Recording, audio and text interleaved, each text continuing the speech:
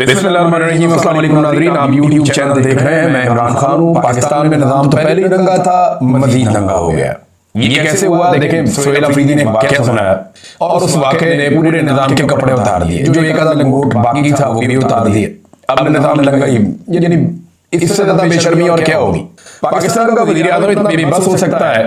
जब इमरान खान साहब ने जेल से कहा ना कि लेला है, जब इमरान खान साहब ने जेल से कहा कि अदली है, तो बहुत सारे लोगों को एतराज होगा कि यार कुछ भी है, बेचारा प्राइम मिनिस्टर तो है ना, जो भी है उस कुर्सी पे उसको चाहे जैसे मर्जी पकड़ के बैठा दिया है, लेकिन है तो प्राइम मिनिस्टर की सीट है। लेकिन इमरान खान साहब ने जो कहा वो शहबाज शरीफ ने साबित किया कि इमरान खान बिल्कुल दुरुस्त कह रहे हैं। इमरान खान ने माजी में कहा था ये पाकिस्तान की इज्जत को खाक में मिला देंगे, पाकिस्तान की खारजा पॉलिसी को गिरवी में रख देंगे, ये मईशत को तबाह कर देंगे और ये इसराइल को तस्लीम कर देंगे। ये सारी बातें इमरान खान साहब ने जो कही वो दुरुस्त साबित होती चली गई और अब तकरीबन कोई भी चीज बाकी नहीं रही। सुहेल अफरीदी एक स्टूडेंट लीडर है, जरा मुख्तलिफ भी होगा, लाजमी बात है, उसकी ट्रेनिंग है पॉलिटिक्स की पुरानी, वो सोने का चम्मच लेकर तो मुंह में पैदा हुआ नहीं। अब वो वज़ीर आला खैबर पख्तूनख्वा बन गया। एस्टेब्लिशमेंट ने पूरी कोशिश की कि एक आम आदमी ना बने, लेकिन बन गया। अब वो अच्छा करता है बुरा करता है ये तो आने वाले वक्त में पता चलेगा। सुहेल अफरीदी के सामने इम्तिहानात बहुत बड़े हैं और सफर बड़ा लंबा है। देखना यह है कि सुहेल अफरीदी कितनी कोशिश करते हैं और कर पाते हैं या नहीं। इन सवालों के जवाब हमें आने वाले वक्त में मिलेंगे। मगर शहबाज शरीफ साहब ने टेलीफोन किया सुहेल अफरीदी को, ये उन्होंने बताया अडियाला जेल के बाहर पहुंच के। एक तो सुहेल अफरीदी जब अडियाला जेल के बाहर पहुंचे तो इमरान खान साहब से उन्होंने मुलाकात करनी थी। एक दिन पहले उन्होंने हलफ लिया और अगले दिन पहुंच गए इमरान खान साहब से मिलने के लिए। काबीना बनानी है, काम करना है, लीडर से पूछेंगे क्या करना है। तो जब वो पहुंचे वहां पे तो उनको मुलाकात नहीं करवाई गई। अडियाला के दरवाजे वज़ीर आला खैबर पख्तूनख्वा के लिए नहीं खोले गए। अब ये दरवाजे खुलवाने के वज़ीर आला के पास 100 तरीके होते हैं, लेकिन सुहेल अफरीदी ने कहा जी मैं पहले सारे कानूनी तरीके इख्तियार करूंगा, मैं अदालत में जाऊंगा, मैं दरवाजा खटखटाऊंगा, जो आईनी और कानूनी फोरम है उन तमाम के ऊपर मैं दरखास्त करूंगा कि मेरी इमरान खान से मुलाकात करवाई जाए। फिर भी नहीं होता तो जो पुरअमन एहतजाज का मेरा एक अपना हक है वो फिर मैं इस्तेमाल करूंगा और वो हक जो है उसके बहुत सारे तरीके हैं। और खैबर पख्तूनख्वा का वज़ीर आला, एक सूबे का वज़ीर आला, ये मुमकिन नहीं है कि उसकी इमरान खान से मुलाकात ना हो। अगर वो करना चाहे तो वो टेढ़ी उंगली से घी निकाल सकता है, ये हम सारे अच्छी तरह जानते हैं। अब एक बड़ी अजीबोगरीब बात बताई सुहेल अफरीदी ने। उसने कहा मुझे शहबाज शरीफ का फोन आया था तो शहबाज शरीफ ने मुझे मुबारकबाद दी। अब इस पे ना कुछ खबरें आई हुई हैं कि वज़ीर आज़म ने फोन किया और मुबारकबाद पेश की और नेक तमन्नाओं का इजहार किया और उन्होंने कहा मुल्क की वफाक में वफाक नए वज़ीर आला के साथ मिलकर चलने को तैयार है। ये सारा कुछ जो है, हालांकि इससे पहले इसको रोकने की बड़ी कोशिश की। यही शहबाज शरीफ के जो इंफॉर्मेशन मिनिस्टर ने बाकी लोगों ने मिलकर प्रेस कॉन्फ्रेंस की, कभी नहीं बनने देंगे, हम देखते हैं कैसे बनता है। बड़ी बड़ी उन्होंने जमीन आसमान के कलाबे मिलाए और वही मिलिट्री एस्टेब्लिशमेंट के कहने पे। लेकिन हुआ क्या? वो बन गया। अब जब बन गया तो उसको मुबारकबाद का फोन किया, ये आत्मा में उठ जाता है। ये बात याद रखे कि जो इस वक्त मिलिट्री की आदत है या इस वक्त जो पाकिस्तान के अंदर अर्दली हुकूमत बैठी हुई है, ये मिलकर एक ऐसे हालात पैदा कर देंगे कि इनके सामने कोई रुकावट ही ना हो, क्योंकि डोनाल्ड ट्रंप ने बज़ाहिर अपना हाथ इनके सर पे रख दिया है। अब ऐसी सूरत हाल में ये कोई रुकावट बर्दाश्त नहीं करेंगे। सबको अपने इक़्तिदार को तोड़ देना है और इन सबको पता है कि अवाम इनकी दुश्मन है। जिस दिन ये अवाम के हत्थे चढ़ गए अवाम इनकी तबीयत साफ कर देगी, ये सारे जानते हैं, अच्छी तरह जानते हैं। लिहाजा अब वो हर वो रास्ता बंद करेंगे जहां से उन्हें इस बात का खदशा हो कि अवाम के सामने आकर खड़ी हो सकती है। तो शहबाज शरीफ को सुहेल अफरीदी ने कहा कि अवाम को कोई सजा नहीं मिलनी चाहिए सियासी मामलात के हवाले से। मैंने अपने लीडर से मिलना है तो मैं आपको बता रहा हूं कि मेरी इमरान खान से मुलाकात करवाई जाए। तो इस पर शहबाज शरीफ साहब ने वो सुनहरे अल्फाज कहे जो पाकिस्तान की तारीख में लिखे जाएंगे। शहबाज शरीफ ने कहा कि मैं पूछ कर बताता हूं, अंदाजा करें आप कि इमरान खान ने कहा कि ये लेला है, जिधर मर्जी बांध दो। इमरान खान ने कहा ये अर्दली है, इसकी कोई औकात नहीं। शहबाज शरीफ ने यह साबित किया कि जेल में कैद एक साबिक वज़ीर आज़म से मुलाकात करवानी है, एक नौमुंतखब वज़ीर आला की, और उसको मुबारकबाद के लिए फोन कर रहा है। उसने पहली ख्वाहिश का इजहार किया मेरी इमरान खान से मुलाकात करवाओ।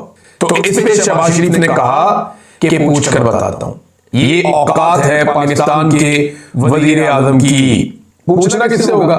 जूनियर ऑफिसर से पूछेगा, वो अपने सीनियर ऑफिसर से पूछेगा, बात फील्ड मार्शल तक जाएगी, वहां से इजाजत मिलती है तो ठीक है, नहीं मिलती तो नहीं मिलती। ये जनाब पाकिस्तान के वज़ीर आज़म के हालात हैं और उसके बाद दोबारा वज़ीर आज़म ने फोन नहीं किया। अब सुहेल अफरीदी ने कहा कि मैं तमाम कानूनी और आईनी रस्ते इख्तियार करता हूं ताकि कल को कोई हमें इल्जाम ना दे सके कि जनाब हमने कोऑपरेशन नहीं किया। अब बात है, ये तो वहां मुलाकात तो हुई नहीं, लेकिन तोशाखाना 2 का केस चला, इमरान खान साहब की फैमिली अंदर गई है। खान साहब ने क्या क्या कहा हुआ मैं आपको बताता हूं, लेकिन पहले तोशाखाना 2 में एक लंबी तारीख दे दी गई है और अगली तारीख डाली गई है 29 अक्टूबर, यानी अगले 15 दिनों तक कोई समाअत होने नहीं जा रही। 29 अक्टूबर की तारीख डाली गई है और मुझे ऐसा लगता है कि शायद 29 अक्टूबर को भी एक लंबी तारीख डाल दी जाए। बाजार दिखाई दे रहा है कि इमरान खान साहब को आइसोलेशन में डालने की तैयारी हो रही है, क्योंकि अब इमरान खान साहब की जो भी मुलाकात होती है या जो भी बातचीत होती है वो तभी होती है जब जेल में समाअत होती है, उसके अलावा नहीं होती। अब ये जो 2 हफ्ते की तारीख डाल दी गई है, यानी आज 16 तारीख है, 29 तारीख 2 हफ्ते की तारीख है। 2 हफ्ते की तारीख का मतलब ये है कि अब इमरान खान साहब की मुलाकातें बंद हो जाएंगी, फैमिली नहीं मिल पाएगी, अदालत के अंदर केस नहीं लगेगा तो सहाफियों ने नहीं सुन पाएंगे, वकील नहीं मिल पाएंगे। तो कोशिश की जा रही है कि जब तक एक्सटेंशन का टाइम नहीं गुजर जाता मैक्सिमम चीजें कंट्रोल रखी जाए, चीजों पे मैक्सिमम कंट्रोल रखा जाए जब तक के 29 तारीख नवंबर की नहीं गुजर जाती और आर्मी चीफ की एक्सटेंशन मैच्योर नहीं हो जाती। वैसे तो उन्होंने ली हुई है एक तरह से, लेकिन मेरा रब जानता है कि कौन कहां कब तक बैठा है और किसका दाना पानी कब तक लिखा है। बहरहाल 29 तारीख तक की डेट दे दी गई। आज एक केस चल रहा था अलकादर का भी इस्लामाबाद हाई कोर्ट में। इस्लामाबाद हाई कोर्ट में अलकादर यूनिवर्सिटी वाला केस था और ये 10 महीनों के बाद पाकिस्तान तहरीक इंसाफ का केस लगा था। तहरीक इंसाफ के लोगों को पता चला जनाब कि कैंसिल हो गया। जब वो वहां पहुंचे कि जनाब हमारा केस सुना जाए और काफी लोगों को गुस्सा था, उन्होंने कहा ये क्या बकवास है, 10 महीने बाद केस लगा है फिर कैंसिल कर दिया। तो जनाब वजह ये पता चली कि चीफ जस्टिस साहब ने ज़ोहराने में जाना था। ज़ोहराना कहते हैं दावत को, दोपहर की दावत को, दोपहर को कोई रोटी शोटी मिल रही है आपको तो दोपहर का खाना जो है उसको ज़ोहराना कहते हैं। तो chief justice Islamabad high court वो चले गए ज़ोहराने पर और साबिक वज़ीर आज़म और खातून अव्वल का वो केस जो 10 महीने के बाद लगा वो उन्होंने नहीं सुना। भाई जज को भर्ती करते हैं केस सुनने के लिए, रोटियां तोड़ने के लिए नहीं करते। ये ज़ोहराने दावतें ये सारी चीजें होती हैं। जज की पहली रिस्पॉन्सिबिलिटी होती है कि इंसाफ फराहम करें, जस्टिस प्रोवाइड करें लोगों को जो लोग इंसाफ मांगने के लिए आते हैं। साबिक वज़ीर आज़म और उनकी एहलिया का केस 10 महीने से लगा हुआ, ये जज लगने ही नहीं दे रहा था। अब जब केस लगा बहुत ज्यादा शोर मच गया पूरी दुनिया में। जब केस लगा तो ये दावत के ऊपर निकल लिया जनाब आज मैं दावत खाने जा रहा हूं, आज मैं ये केस नहीं सुन सकता। अब मैंने आपको पहले बताया कि इसकी प्लानिंग ऐसे ही है कि पहले तोशाखाना में सजा दी जाएगी, उसके बाद अलकादर वाला केस लगेगा। अब या तो अलकादर वाले केस की डेट एक लंबी दी जाएगी या जब भी डेट दी जाएगी उसके बाद फिर एक और डेट दे दी जाएगी, जो मुझे समझ आती है। क्योंकि पहले ये कोशिश करेंगे कि तोशाखाना में इमरान खान को सजा दें और उसके बाद पीका के तहत इमरान खान पे एक और मुकदमा दर्ज करने का भी इन्होंने फैसला किया और हुकूमत पंजाब के कह पीका के तहत इमरान खान साहब पे मुकदमा दर्ज किया जाएगा। कर ले पहले कोई 200-300 मुकदमे इमरान खान पे, ये और भी हो जाएगा तो कोई फर्क नहीं पड़ता। नाज़रीन, तहरीक लब्बैक के हवाले से मुख्तलिफ लोगों ने इस इशू को अलग अलग एंगल से देखा। कई ऐसे लोग हैं जो तहरीक लब्बैक के ऊपर होने वाले जुल्म और जबर को बिल्कुल जस्टिफाई कर रहे हैं। वो ये कह रहे हैं ठीक है मारो मारो, ये तो फितने, इन्होंने तो बहुत तबाही फैली है, इन्होंने जनाब का कत्लेआम किया है, गाड़ियां जलाई हैं और ये सर तन से जुदा करने की बात करते हैं हर जगह पे, अकलियतों को जीने का हक छीन लेते हैं, ये एक जत्थे की तरह काम करते हैं, लोगों पे हमलावर होते हैं हर जगह पे। तो इसको बुनियाद बना के कह रहे हैं इनका कत्लेआम जायज है। देखिए जो उन्होंने किया वो गलत है। मैंने आपको कल भी बताया कि मैं आमने सामने इनके साथ लड़ा हूं, मेरे लोग जख्मी हुए, हमारा नुकसान भी हुआ, इनका भी हुआ, लेकिन इसके बावजूद मैं ये कहता हूं शदीद मुखालफत के बावजूद कि नहीं, आप किसी को घेर कर बीच में निहत्ते लोगों को गोलियां नहीं मार सकते। जिन मुल्क में इंसाफ हो, कानून हो, आइन हो, वहां पे चीजें कानून के मुताबिक होनी चाहिए। जैसे कि पंजाब हुकूमत ने एक बड़ा अच्छा फैसला किया कि ये जो तहरीक लब्बैक पार्टी है इसके ऊपर वो कहते हैं कि अब हम पाबंदी लगाने जा रहे हैं और इस पे पाबंदी के लिए वो बाकायदा रुजू करेंगे वफाक से और फिर इसके ऊपर पाबंदी लग जाएगी। ये इंतहा पसंद जमात से मुतालिक गैर मामूली और तारीखी फैसला किया है पंजाब हुकूमत ने। इजलास में फैसला किया गया कि पंजाब में नफरत अंगेजी, इश्तियाल अंगेजी, कानून शिकनी में मुलव्वस अफराद को फौरी गिरफ्तार किया जाएगा, जबकि पुलिस अफसरान की शहादत और सरकारी इमलाक की तबाही में मुलव्वस अफराद के खिलाफ ATC में मुकदमा चलेंगे। और साथ ही उन्होंने कहा जी कि जमात जो है इसके बैनर, पोस्टर और इश्तिहार पर मुकम्मल पाबंदी लगाई जाएगी और इनकी तमाम जायदादें या मसाजिद या मदारस बंद कर दिए जाएंगे और वो औकाफ के हवाले कर दिए जाएंगे। देखिए, इससे पहले तो इन पर पाबंदी लगनी चाहिए। पहले इसको आप गलत जमात करार दें तो उसके बाद आप ये सारे इकदाम कर सकते हैं। जब तक कि उनके पास ये स्टेटस है कि वो एक सियासी जमात है, तब तक तो आप ये नहीं कर सकते। तो पंजाब हुकूमत ने एक बड़ा अच्छा कदम ये उठाया कि वो वफाकी हुकूमत को लिख रही है इस बारे में कि इनके ऊपर पाबंदी लगाई जाए। देखिए ना, कुछ चीजें हमें अपने ध्यान में रखनी पड़ेंगी। जहां हम मजम्मत करते हैं इस बात की कि इन्हें जो निहत्ते लोगों ने कत्ल ना किया जाए, तो दूसरी तरफ हम इस बात की भी मजम्मत करते हैं जो इस जमात ने निहत्ते लोगों के साथ किया।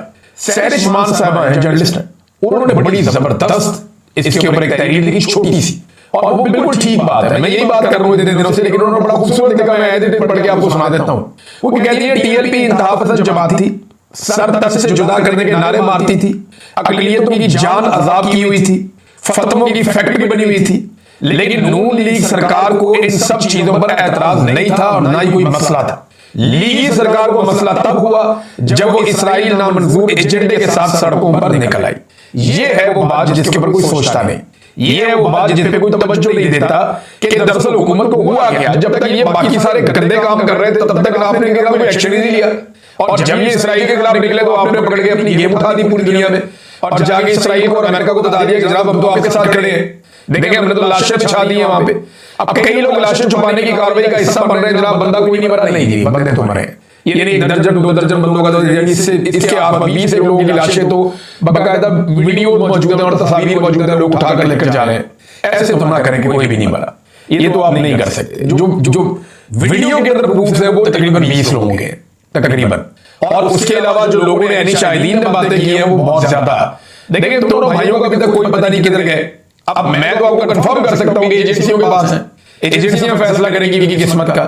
जुम्मे के दिन के लिए इनको बड़ा प्रॉब्लम पड़ा हुआ है, कोशिश कर रहे हैं कि जुम्मे को एहतजाज ना हो, लोग ना निकले, क्योंकि ये बड़ा जुल्म हुआ है, बड़ा जबर हुआ है। इमरान खान साहब ने खैबर पख्तूनख्वा में अनाउंसमेंट की है कि जुम्मे को लोग निकले और निकल कर एहतजाज करें। उलमा इकराम ने भी कहा पंजाब में, सिंध में, हर जगह पे निकले। अब देखते हैं लोग कितनी बड़ी तादाद में निकले। जुल्म तो बहुत बड़ा हुआ है। इस जुल्म के खिलाफ पाकिस्तानियों को, तमाम लोगों को खड़े होकर आवाज उठानी चाहिए, नहीं तो बारी बारी सबकी बारी। जहां आप तहरीक लब्बैक को ये समझते हैं कि वो ज्यादती करती आ रही है, जुल्म करती आ रही है, फतवों की एक फैक्ट्री लगी हुई है, मिंबर रसूल पे बैठ के ये गंदी गालियां देते हैं, जहां आप उनके ऊपर तनकीद करते हैं ना, आपके अंदर ये जुर्रत है, वहां आप ये भी करेंगे इनके साथ भी ज्यादती हुई है और इनके साथ जुल्म हुआ। ये नहीं होना चाहिए था। हाँ, जो कानूनी रास्ता है वो अपनाए। पंजाब हुकूमत ने ठीक किया कि जाएंगे ऊपर पाबंदी लगाएं, वहां पे तहरीक लब्बैक के पास ये कानूनी हक मौजूद रहेगा कि वो जाएंगे, जाके सुप्रीम कोर्ट में चैलेंज कर देंगे और चैलेंज करके कहेंगे जी हमारी जमात के ऊपर बिला वजह पाबंदी लग गई है, ये पाबंदी उठाई जाए, हम अपनी सियासत करना चाहते हैं। वो ये कर सकते हैं। लेकिन जिन लोगों को कत्ल कर दिया गया वो जहां मर्जी अपील करें, वो लाशें हैं ना, इंसान वापस जिंदा नहीं हो सकते। जमात पे पाबंदी लग जाए तो वो जाके अपील कर देंगे, शायद उनकी अपील तस्लीम कर दी जाए। तब तो देखना अदालत देखेगी क्या करना है। अदालतों की भी हालत अब आप जानते हैं अच्छी तरह कि इनकी अदालतों की इस वक्त हालत क्या है।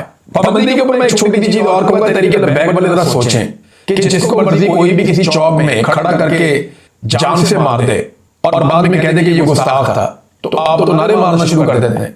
और ये एक मर्तबा नहीं, कई मर्तबा पाकिस्तान में हुआ है। लोगों ने जाती दुश्मनियां निकाली है गुस्ताखी की बातें करके। लोग ये हरकतें करते हैं। इन चीजों को ठीक किया जाना चाहिए और बजाय इसको कि आप चंद ऐसे लोग जिनकी ट्रेनिंग नहीं है कानून की, वो कानून अपने हाथ में ले। ये मामला रियासत के जिम्मे होने चाहिए। रियासत तय करे। पाकिस्तान में अल्हम्दुलिल्लाह कानून मौजूद है तौहीन करने वालों के खिलाफ। एक ऐसा कानून मौजूद है जहां पे ब्लास्फेमी के मुजरिमों को लाया जाता है, उनको ट्रायल किया जाता है। तो ऐसे में अपने हाथ में कानून लेने की बात करना और बार बार करना और मेरे रसूल पे बैठ के गालियां देकर ये बात करना, ये पाकिस्तान में या किसी भी रियासत के अंदर ये इजाजत नहीं हो सकती। नाज़रीन, एक नया रोला डाल दिया गया है पाकिस्तान में कि जनाब सुहेल अफरीदी के जब तस्वीर आई पहली और वीडियो आई तो वहां पे जी कौमी परचम क्यों नहीं था। कौमी परचम तो था लेकिन उसका साइज छोटा था, तो बाकायदा जो जगह है वहां पे कौमी परचम होना चाहिए था। कायदे की तस्वीर कहां की, ये सवाल बहुत उठाया गया। कायदे की तस्वीर वहीं पे थी, तस्वीर खींचने वाले ने एक अलग एंगल से खींचा तो कायदे आज़म दिखाई नहीं दिए। दूसरे एंगल से जो खींची हुई तस्वीर उसमें कायदे आज़म दिखाई दे रहे हैं, इमरान खान दिखाई नहीं दिए। अब कई जगहों पे हमने देखा कि कायदे आज़म का फोटो गायब है, कई जगहों पे देखा, लेकिन जितना रोला डॉक्टरों ने यहां पे मचाया उतना रोला हमने इससे पहले कभी सुना नहीं। मुझे अच्छी तरह याद है 14 अगस्त आ गई तो तनख्वाहदार जर्नलों की फोटो लगी हुई थी, पूरे टब्बर की फोटो कर दी हो रही थी, अखबारात के ऊपर, बोर्ड्स के ऊपर, इश्तिहारात के अंदर, हर जगह पे कायदे आज़म का फोटो गायब था। और कायदे आज़म का फोटो इतना गायब किया गया कि पाकिस्तानियों को ट्रेंड चलाना पड़ा इसके लिए कि कायदे आज़म का फोटो कहां है। और उसके बाद पाकिस्तानियों ने बाकायदा एक एहतजाज की कॉल ली और कायदे आज़म के फोटो लेकर लोग बाहर निकले। आज जो लोग आवाज उठा रहे हैं उन्होंने तब आवाज क्यों नहीं उठाई कि जब लोग कायदे आज़म के फोटो के साथ बाहर निकले और उनके ऊपर दहशतगर्दी के मुकदमा दर्ज किए गए। ना सिर्फ उन्हें गिरफ्तार किया गया बल्कि उन पर संगीन मुकदमा दर्ज किए गए, बल्कि जो सहाफी इसकी कवरेज के लिए गए थे उन्हें भी गिरफ्तार किया गया। याद है तस्लीम लगाकी साहब के साथ क्या किया गया था? वो सिर्फ कवरेज कर रहे थे कि कायदे आज़म की फोटो के साथ लोग बाहर आए। तो कायदे आज़म की तस्वीर से इसलिए ये लोग नफरत करते हैं, लेकिन एक जगह पे जब कायदे आज़म का फोटो सोहेल अफरीदी से पूछा उसने कहा इनको तो नोटों पे कायदे आज़म नजर आता और कहीं नहीं आता, और वहां कायदे आज़म का फोटो भी मौजूद था, पाकिस्तान का झंडा भी मौजूद था। लेकिन मेरी दरख्वास्त है कि पाकिस्तान का झंडा जो है वो उसकी पुरानी जगह पे होना चाहिए, वहां जरा ज्यादा वो विजिबल होता है। ये सिर्फ मेरी गुजारिश है। बाकी जनाब कायदे आज़म का फोटो और कायदे आज़म के नजरियात के साथ क्या किया मौजूदा रजीम ने, ये जनाब हमसे बेहतर कोई नहीं जानता। कायदे आज़म ने तो कहा था तुमने सियासत में मुदाखलत नहीं करनी, कायदे आज़म के सारे फरमान बुला दिए और उनका फोटो तो इन्होंने कहीं लगने ही नहीं दिया, और आज ये उनके वारिस बने फिरते हैं। एक टके की बात इन्होंने कायदे आज़म मोहम्मद अली जिन्ना की नहीं मानी। नाज़रीन, मुरीद के ऑपरेशन के बाद मरियम नवाज और उनकी फैमिली की सिक्योरिटी काफी बढ़ा दी गई है और इस खदशे का इजहार किया जा रहा है कि कोई खुदा न खास्ता वाकया ना हो जाए, लिहाजा फौरी तौर पे उनकी सिक्योरिटी को काफी बढ़ाया गया। और ये भी कहा गया है कि आप जहां भी पब्लिक मुकामात पर जाएं प्रॉपर बंदोबस्त करके जाएं और पूरे सिक्योरिटी इंतजाम किए जाए, बाकायदा एक एक बंदे को चेक किया जाए, खुदा न खास्ता कोई और इशू ना हो जाए। लिहाजा ये एक ऑब्जर्वेशन है और साथ इंफॉर्मेशन है जो मैंने आपके सामने रख दी है। शहबाज शरीफ ने कहा कि अफगानिस्तान ने भारत के साथ मिलकर और पाकिस्तान के ऊपर बाद में हमला किया, पाकिस्तान ने जवाबी कार्रवाई की और तालिबान की दरख्वास्त पर जंगबंदी हो गई। लेकिन एक बात मैं याद दिलाता चलूं, देखिए अफगानिस्तान ने पाकिस्तान पर हमला किया, ये उस रात जब किया तभी मैंने रिपोर्ट कर दिया था, लेकिन अफगानिस्तान का यह दावा है कि हमने ये हमला बाद में किया। पहले अटैक किया गया पाकिस्तान की जानिब से पटिया में, जो एयरफोर्स ने एक अटैक किया था जेट तैयारी के जरिए से हुआ था। तो एक्चुअल रियलिटी भी है, पाकिस्तान ये कहता है कि हमने दहशतगर्दों के ऊपर हमला किया, लेकिन पहली जो फिजाई हमला है पहला वो पाकिस्तान की जानिब से हुआ था। उसके बाद अफगान तालिबान ने कहा कि हम रिटेलिएशन कर रहे हैं, तो फिर पाकिस्तान ने उन्हें मारा, उन्होंने क्लेम किया हमने मारा, हमने क्लेम किया उन्होंने मारा, और दो तरफा लड़ाई होती रही काफी देर। और उसके बाद अफगान तालिबान ने जंगबंदी की, ये बात भी एक हकीकत है।